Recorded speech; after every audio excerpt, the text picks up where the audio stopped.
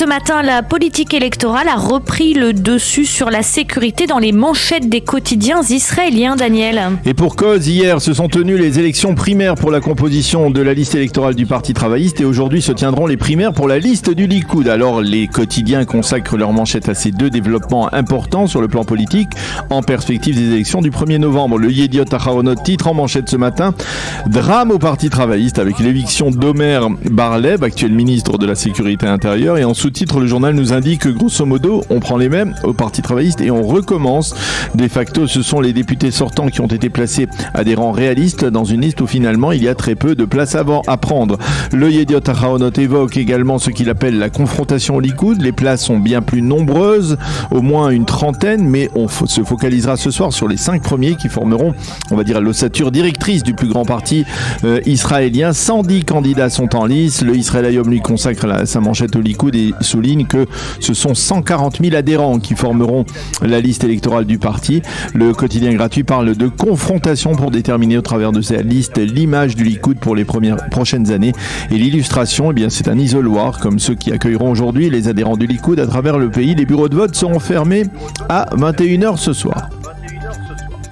Et dans les pages intérieures, Daniel, on peut trouver plusieurs angles d'approche sur ces primaires du Likoud. Oui, le Israël Hayom consacre un encadré aux préférés des adhérents, comme Nir Barkat, l'ancien maire de Jérusalem, qui devrait se hisser dans les tout premiers rangs de la liste, ou encore Yariv Levin, l'homme fort du Parti travailliste, Eli Cohen, ou Yuli Edelstein, et puis il y a les hésitants, les actuels députés qui ne sont pas certains de retrouver leur fauteuil le 1er novembre, comme Maï Golan ou Orly Levi Abekassis.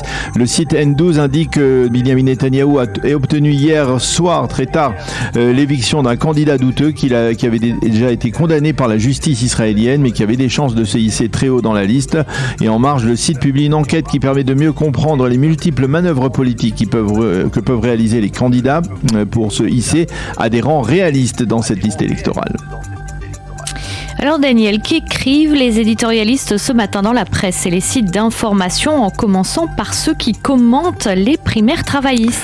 Yoav Krakowski, l'analyste politique de la chaîne publique Cannes, a expliqué ce matin que les résultats du Parti travailliste avaient un aspect historique. Car pour la première fois, ce parti qui a toujours donné la priorité aux militaires, aux anciens généraux, n'en comptera pas un seul dans les places éligibles de sa liste, puisque le colonel Omer Bar-Lev et le général de réserve Nachman Shai ont été écartés de ces places au profit d'une jeune génération de militants plus sociaux et même plus féministes.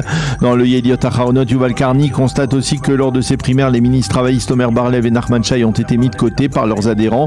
Mais il remarque aussi que les adhérents travaillistes se sont choisis une liste de députés sortants qui sont relativement jeunes, dans la quarantaine, et qui sont parmi les plus actifs sur le plan parlementaire.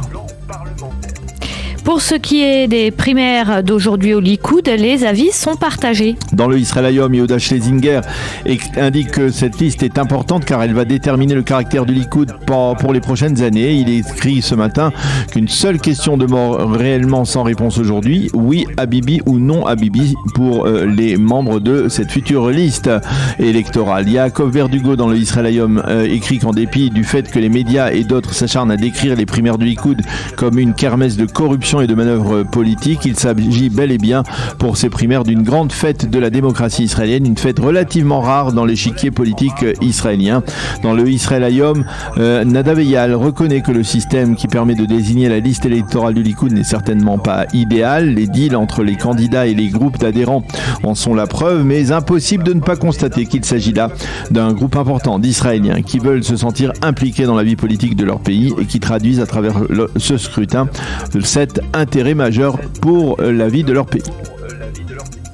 Les quotidiens israéliens se penchent sur cette impressionnante élimination d'un leader du djihad hier au cœur de la Casbah de Naplouse. Oui, impressionnante car les caméras portées par les combattants de l'unité d'élite du GIGN israélien ont permis de suivre cette élimination d'Ibrahim El-Naboussi qui s'est déroulée en pleine zone urbaine à l'aide d'un missile israélien de type Matador. De sources militaires, on affirme que si les terroristes recherchés pensent qu'ils pourront nous échapper en se protégeant derrière la population civile, eh bien, ils se trompent. Nous avons prouvé que nous sommes capables de frapper au cœur de Gaza. Nous prouvons que nous sommes capables de frapper également au cœur de Naplouse. Fin de citation.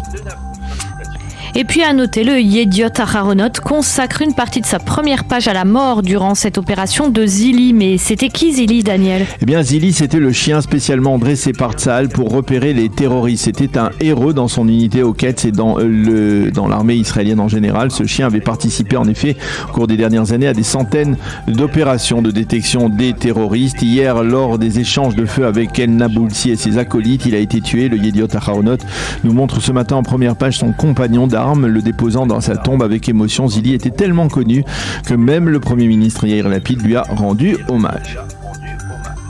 Et puis pour terminer dans la presse et les médias, on revient encore sur l'opération Aurore et ses répercussions. Et Orly Azoulay dans le Yediot Aharonot considère qu'une ligne directe fait un lien entre ce qui s'est passé cette semaine à Gaza et ce qui se passe à Vienne. Pour la correspondante du journal aux États-Unis, le point commun est que les Américains sont fatigués par les confrontations militaires au Proche et Moyen-Orient.